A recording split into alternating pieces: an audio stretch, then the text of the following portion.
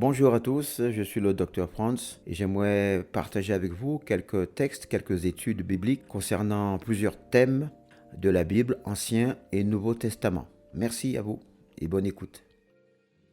J'aimerais voir avec vous une prophétie du prophète Ésaïe, donc dans l'Ancien Testament, Ésaïe chapitre 61, qui nous parle d'une prophétie concernant le Messie. Mais nous allons découvrir que dans cette prophétie, qui parle de la venue du Messie, les deux venues du Messie sont mentionnées. Nous allons essayer de faire une bonne interprétation de ce texte afin de bien comprendre que dans ce même texte, dans les 3 premiers versets du chapitre 61 du prophète Ésaïe, nous avons les deux venues du Messie. Première venue pour le salut des hommes, faire des disciples, et deuxième venue pour le jugement, donné à chacun selon ses œuvres, etc. Donc, Ésaïe chapitre 61, verset 1er jusqu'au verset 3. L'Esprit du Seigneur l'Éternel est sur moi, car l'Éternel m'a oint pour porter de bonnes nouvelles aux malheureux. Il m'a envoyé pour guérir ceux qui ont le cœur brisé, pour proclamer aux captifs la liberté et aux prisonniers la délivrance, pour publier une année de grâce de l'Éternel et un jour de vengeance de notre Dieu, pour consoler tous les affligés, pour accorder aux affligés de Sion, pour leur donner un diadème au lieu de la cendre, une huile de joie au lieu du deuil, un vêtement de louange au lieu d'un esprit abattu, afin qu'on les appelle les térébintes de l'Éternel, une plantation de l'Éternel pour servir à sa gloire. Vous avez certainement remarqué que ces quelques paroles, quelques versets, Jésus lui-même l'a mentionné lorsqu'il est rentré dans le temple pour la première fois, en disant « L'Esprit du Seigneur, l'Éternel, est sur moi, car l'Éternel m'a oint pour porter de bonnes nouvelles aux malheureux. Il m'a envoyé pour guérir ceux qui ont le cœur brisé, pour proclamer aux captifs la liberté, etc. » Ce texte, vous pouvez le retrouver dans l'évangile de Luc, au chapitre 4 et au verset 18. Quand Jésus rentre, lorsqu'il va endosser son ministère, son sacerdoce, sa mission du Messie venant délivrer son peuple et donnant sa vie pour le monde entier, car Dieu a tant aimé le monde qu'il a donné son Fils unique. C'est ce que nous dit l'évangile de Jean au chapitre 3 et au verset 16. Mais ici, plusieurs centaines d'années, plus de 750 ou 800 ans avant la venue du Messie, avant notre ère, le prophète Ésaïe va avoir cette révélation de l'Esprit de Dieu. L'Esprit du Seigneur est sur moi. Et je vais attirer votre attention sur un détail très important. On va le relire et je vais vous démontrer ici, avec d'autres textes encore du Nouveau Testament, qu'il est fait mention des deux venues du Messie. Première venue du Messie, apporter le salut, c'est l'évangile de Jean, chapitre 3, verset 16. Jean 3, 16. Car Dieu a tant aimé le monde, nous le connaissons ce texte. Mais la deuxième venue du Messie, lorsque le Seigneur va venir en gloire pour chercher d'abord ses élus, son Église, l'enlèvement, et aussi pour donner au peuple, le monde entier, les dirigeants, le salaire de leurs actions. Alors, relisons maintenant cette prophétie du prophète Ésaïe et détachons les deux venues bien distinctes du Messie. Première venue et deuxième venue. Donc, on va lire du premier verset du chapitre 61. Nous sommes dans le prophète Ésaïe. On va le lire et je vais m'arrêter au verset qui concerne la première venue seulement. Parce que vous allez vous rendre compte que si on ne fait pas attention, on va lire l'ensemble des 3 premiers versets, mais en même temps, nous allons lire les deux venues du Messie. Alors, pratiquons maintenant, passons à la pratique.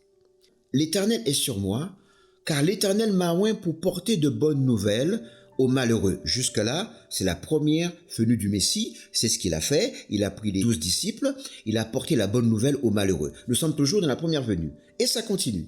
Il m'a envoyé pour guérir ceux qui ont le cœur brisé. C'est aussi la première venue. Quand Jésus est venu la première fois, il a choisi les 12 disciples. Il a apporté des paroles de guérison pour les malheureux. Il y a eu des guérisons d'aveugles, de malades, d'estropiés. Jusque-là, nous sommes dans la première venue.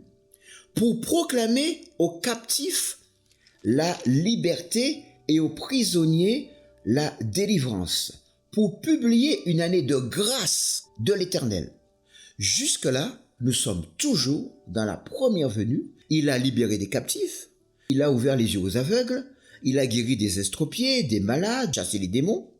Jusque dans la première partie du verset 2, nous sommes dans la deuxième venue. Mais faites attention, maintenant je vais entamer la deuxième partie du verset 2 jusqu'au verset 3, jusqu'au verset 4, et nous allons basculer dans la deuxième venue. Pourquoi je dis ça? Regardez la deuxième partie du verset 2. Une fois qu'il a dit pour publier une année de grâce de l'Éternel, ça c'est quand il est venu la première fois, il publie une année de grâce, puisque quand il est là, il sauve, il guérit, c'est la grâce. Mais après il va dire, et un jour de vengeance de notre Dieu pour consoler tous les affligés. Un jour de vengeance. Il ne s'agit plus de la première venue. Il s'agit de la deuxième venue en gloire sur le cheval blanc. L'Église est déjà enlevée. Le Seigneur vient pour donner à chacun selon ses œuvres. Je répète, quand nous lisons « Et un jour de vengeance de notre Dieu », pour consoler tous les affligés, il parle là en premier lieu du peuple d'Israël, qui seront affligés, effectivement, dans ces temps, puisque le peuple d'Israël va être attaqué avec cet premier établissement de l'Antichrist, parce que quand l'Église est enlevée, le monde rentre dans la grande tribulation pendant 7 ans, et Israël et Jérusalem va être très malmené, va être très attaqué, il va avoir beaucoup de tribulations, et c'est pour cela qu'il dit « Un jour de vengeance de notre Dieu pour consoler tous les affligés », verset 3, donc nous sommes là dans la deuxième venue, pour accorder aux affligés de Sion. Sion, dans l'Ancien Testament, c'était un endroit qui était symbolique à Jérusalem. On ne disait plus Jérusalem, on disait Sion. C'est le lieu où l'Éternel voulait régner. Pour leur donner un diadème, c'est-à-dire une couronne, au lieu de la cendre, donc la cendre représente le jugement, ou bien les moments d'épreuve, dans lequel Israël sera plongé pendant les 7 ans, le temps de l'Antichrist. Une huile de joie au lieu du deuil, bien sûr, parce que quand Christ va revenir pour la deuxième fois, il va s'occuper de rétablir Israël par rapport au peuple hostile, des peuples ennemis. Un vêtement de louange au lieu d'un esprit abattu. Bien sûr, là c'est pareil. À travers de toutes les difficultés d'Israël, l'Éternel vient pour leur permettre de revivre, de respirer, afin qu'on les appelle des térébintes de la justice. Dans notre version de Louis II, et c'est cette version dans laquelle je suis en train de lire et d'étudier avec vous, vous avez compris qu'entre deux versets, il y a plusieurs centaines d'années. Quand il dit « Et aux prisonniers la délivrance », pour publier une année de grâce et de l'Éternel, point. Ici, c'est la première venue du Messie. Mais nous sommes toujours en attente, encore aujourd'hui, en 2022, nous sommes en attente de la deuxième venue.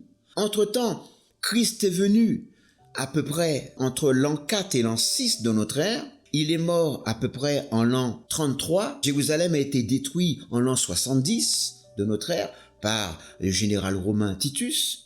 Donc le temps avance et nous sommes en 2022. En attendant, Christ n'est pas revenu. Donc la deuxième partie maintenant nous concerne, plutôt concerne notre futur. Donc l'erreur qui a été commise là avec les versets, c'est de mettre conjointe dos à dos deux venues du Messie complètement différentes. Et on peut se tromper. Alors maintenant, je vais expliquer. La première venue du Messie, il a été lu ici dans Luc chapitre 4 verset 18. Je disais de mémoire que Jésus, il va mentionner ce verset, donc le verset 1er et verset 2, quand il va rentrer pour la première fois dans le temple de Jérusalem pendant son ministère de 3 ans et demi, lorsqu'il va former les 12 disciples. Il va mentionner ce verset en disant de l'Éternel est sur moi, car il m'a oint pour apporter de bonnes nouvelles. Ça, c'est Jésus qui le mentionne dans le temple de Jérusalem lorsqu'il va faire la fête et qu'il va devenir responsable et qu'on va lui donner cette possibilité de lire la Torah dans la synagogue. Mais ça, c'est la première venue. La deuxième venue, maintenant, il y a un texte que j'aimerais lire avec vous. Il se trouve dans l'évangile de Luc au chapitre 21, verset 5. Et c'est Jésus qui parle. Et il reprend mot pour mot la deuxième partie, c'est-à-dire « Et un jour de vengeance de notre Dieu pour consoler tous les affligés ». On le retrouve dans l'évangile de Luc au chapitre 21, verset 22. Car ce sont des jours de vengeance. Rappelez-vous, j'ai parlé de vengeance dans Ésaïe 61, là je parle de vengeance. On va lire à partir du verset 21, c'est mieux. Alors que ceux qui seront en Judée fuient dans les montagnes, que ceux qui seront au milieu de Jérusalem en sortent, et que ceux qui seront dans les champs n'entrent pas dans la ville. Car ce seront des jours de vengeance, donc il s'agit de la deuxième venue du Messie, pour l'accomplissement de tout ce qui est écrit. Malheur aux femmes qui seront enceintes et à celles qui allaiteront en ces jours-là, car ce sont des temps difficiles, c'est moi qui le rajoute, ce sont des temps difficiles, pendant 7 ans, le temps de l'Antichrist, car il y aura une grande détresse dans le pays, c'est-à-dire Israël, Jérusalem, et de la colère contre ce peuple. Ils tomberont sous le tranchant de l'épée, ils seront amenés captifs parmi toutes les nations qui seront autour d'eux. Et Jérusalem sera foulée aux pieds par les nations jusqu'à ce que les temps des nations soient accomplis. Voilà. Nous sommes en plein dans ce temps des nations ici. Ensuite, l'enlèvement arrive. Après, maintenant, il y a cette période de 7 ans, 3 ans et demi, de celui qui va se faire passer pour le Messie. Mais ça, c'est un autre enseignement. J'ai démontré ici que dans la prophétie du prophète Ésaïe, au chapitre 61, il y a 2 prophéties bien distinctes, séparées de plusieurs centaines d'années. L'erreur qui a été commise, c'est que les versets les ont superposés côte à côte.